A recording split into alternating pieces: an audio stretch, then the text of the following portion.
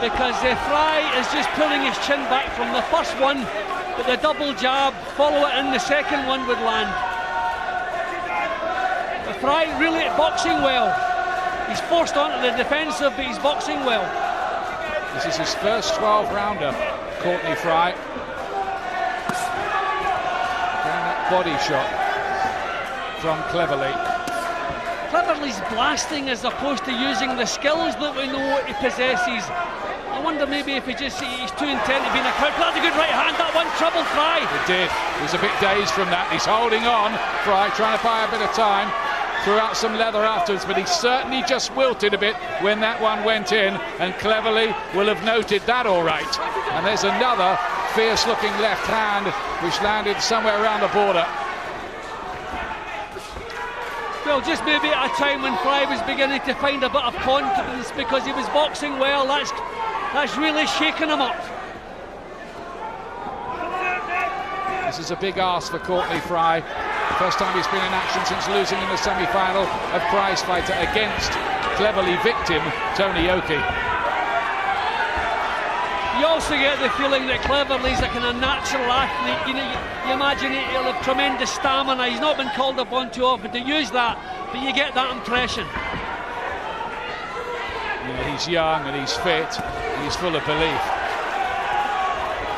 Good repertoire about him. He hasn't managed to get his timing fully into gear here. Fry hasn't led him. There's another right over the top, followed by one to the body. He's beginning now to find the range a bit. Yeah, the worrying thing for Fry, with every round that passes, Cleverly's work is improving a little bit. He's beginning to pin Fry down now and get some more meat into his punches. Leaning in, okay? M1s, alright? Through the middle. Well, it was one punch from Cleverly that troubled Fry in this round, Jim. Yeah, you could see the impact of the punch. Straight away, it was looking to grab. Completely lost himself there.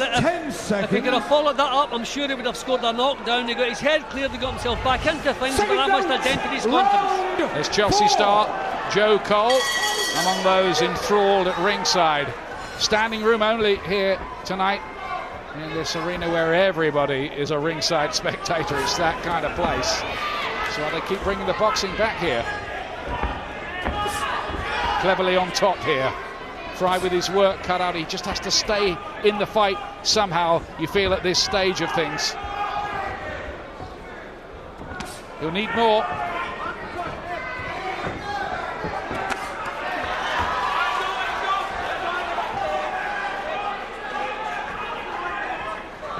Fry's record is 13 wins and 2 defeats. He's only fought on average in a 6-year career once every 5 months, and you wonder why a bit, don't you?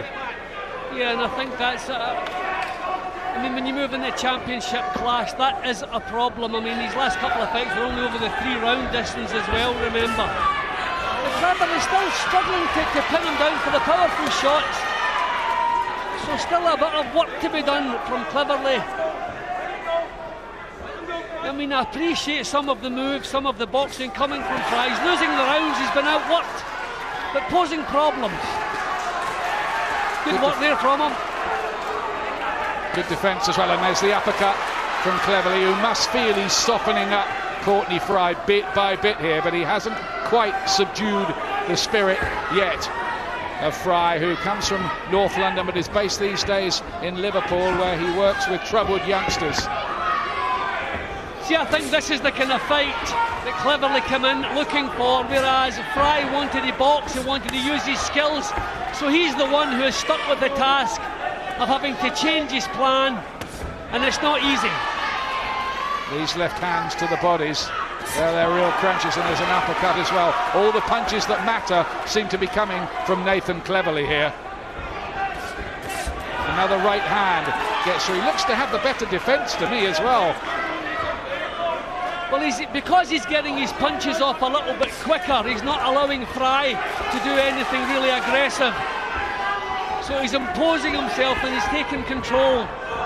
Fry's trying to counter punch and he's not quick enough to do it. There's almost a swagger about some of Cleverly's work. He's been blowing away the opposition, really, since that win over Oki, which announced himself to a wider public. He hadn't stopped very many at all until then. In fact, he started off as a 10 stone, 12 pounds light middleweight. He's nearly 2 stone heavier than that now.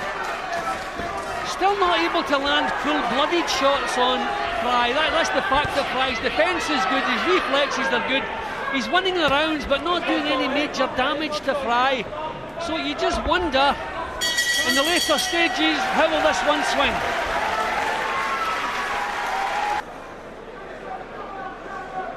Next week, there's an excellent meeting between two terrific experienced campaigners. Jason Booth defending his British Super Bantamweight title against the former champion Michael Hunter. We're live from the Seaburn Centre in Sunderland, Friday, October the 16th from 10 p.m. That's over on Sky Sports 1 and HD1. Round 5. Back live in the ring here, British and Commonwealth light heavyweight title action, and champion Nathan Cleverly on top so far here, but there's a left hook there from challenger Courtney Fry, and a little smile plays around the lips of Cleverly after that, as if to say, okay, you got me with that one.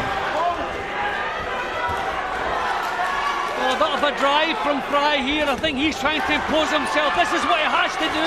He has to change the pattern of what's been taking place. How about his right hand again? Cracking punch. That sent the sweat spraying from the face of Cleverly. This is the best yet from Fry. He needed this. He needed really to win around and establish himself in this argument somehow. Terrific effort from Fry. Can he sustain it? How now does Cleverly respond to that little burst? Well, Cleverly showed a little bit too much macho there. He got caught with a couple of punches, didn't tighten his defence, got caught with another couple. As though he was trying to show Fry he wasn't impressed, but he wants to tighten up, can't take chances up here at light heavyweight. Everybody can punch. Good round this for Fry. He's got his jab going to the uppercut. That's troubled him. That really troubled him. The uppercut from Nathan Cleverly. That's turned it a bit in this round.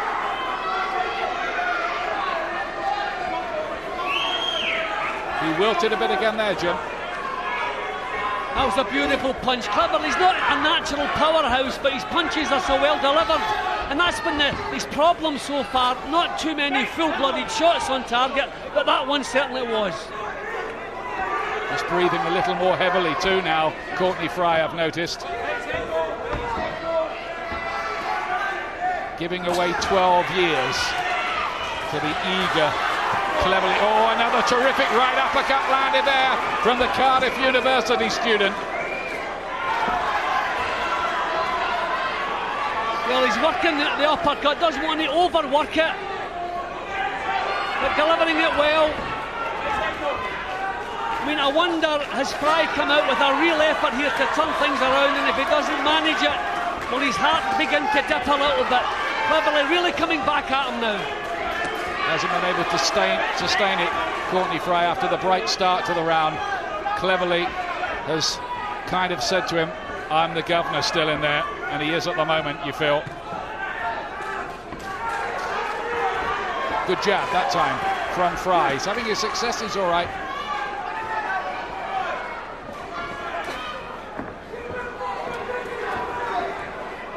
Well, this is as good as Fry has been so far. He's competing, he's holding his own. Tremendous start to the round, and still getting punches off. There's that uppercut again, followed by a left hook, a big sliding broadcast, one which missed. Cleverly late in the round, Fry early. Let's take it again, Tim. Are you all right? You're going to caught too many shots, all right? Come on now. Are you all right? Yeah. Now listen. Just looking for that right to every time. Don't get complacent. Yeah? You're forgetting your jab. I think Cleverly maybe not put enough thought. His defences were atrocious there. And what does he do when he's caught at long range? Leaves his hands down, and he's caught again at long range. So I'm sure he'll be getting a telling off in the corner at this moment. He pulled himself together, landed some lovely uppercuts as the round was wearing on. But again, Courtney Fry came back at him. But was that the big drive from Courtney Fry, or can he come back out and give us another one? Cleverly's now 25 to 1 on, having started at 12 to 1 on. Corners, 10 So seconds. the bookmakers have made up their minds which way this is going. All right. Fry a measly 8 to 1 against, with the bookmakers sixth round, the yellow and black of Nathan Cleverly. He might be the only professional boxer out there in the world at the moment who can handle quadratic equations. Knows the angles in there as well too, doesn't he?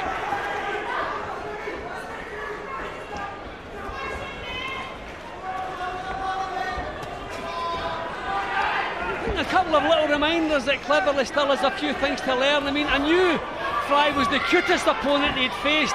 He's missing badly at times, and when he's not dominating, when he's having to solve things out, you think that would be strength, but at times it's not.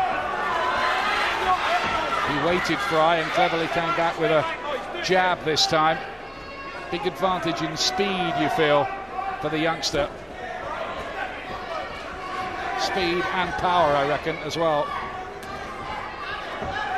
Fry needs to try to somehow outbox him, otherwise how does he win this? Well, Fry's trying to come forward, and I think that's a good plan. You have to take some of the momentum out of Cleverly's work. Good left hook from Cleverly. I mean, he's the only one who's been landing the hurtful punches tonight. He's shaken Fry up a few times, but not landing cleanly with full-blooded shots as often as he would like, I'm sure.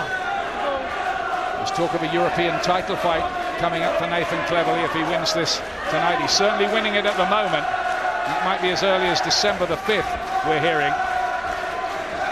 For the vacant title against Antonio Brancalion, the Italian.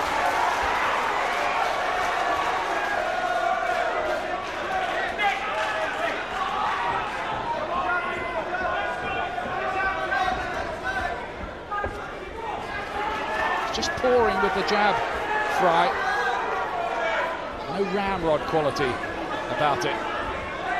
I think he's just trying to prevent Cleverly from getting anything off. Some of the jabs he's throwing, he knows they're out of range, but he's stopping Cleverly from setting anything up. Cleverly's winning this round, but I don't feel he's finding the smoothness that we usually see from him. Hasn't solved Fry out. Have to give Fry a lot of credit for the problems that he's posing. Little marked up around the face, Courtney Fry. A little more ragged in this round though, is Cleverly. You know, he was struggling with the fact that Fry is such a good boxer who's thinking his way around what he's doing, who's not making the mistakes that Cleverly is so used to pouncing on in his previous fights. Finding it tough to draw mistakes from Fry. Quiet around that one. Backstage, and still to come live tonight, Billy Joe Saunders, the Olympian who's unbeaten so far as a pro, 3 out of 3. He's in action against Alex Spitko, and that's what he thinks about this one. Every time I've got in the ring now, I mean, I feel them out the first round. I always do, even as amateur, I always feel them out the first round and go to work on the second. And that's what I've been doing, and I've been stopping them every time in the second. So I'm not looking for the stoppage or anything. I'm just going to go there, me boxing head on me, and this, like I say, adapt to the professional style and use my boxing skills. And if it comes, it's come. It's come 3 times, so can't see why not a 4th. He's looked exciting so far, getting ready, warming up with Jimmy Tibbs, the trainer there in the dressing room. Billy Joe Saunders, his style very well suited to the pros, it would seem. 7th round of this one. It was a pretty quiet 6th.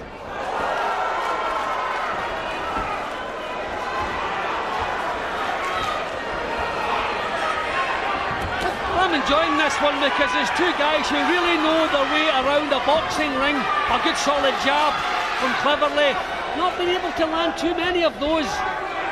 He doesn't have the confidence to step right in with the punches, because Fry has been difficult. Good shot again, caught him a little bit high, but again you just saw the legs reacting. They're hoping in Wales that Nathan Cleverly might turn out to be a new Joe Calzaghe for them, and of course those two are pretty close friends and have sparred together a lot. Joe's retired now.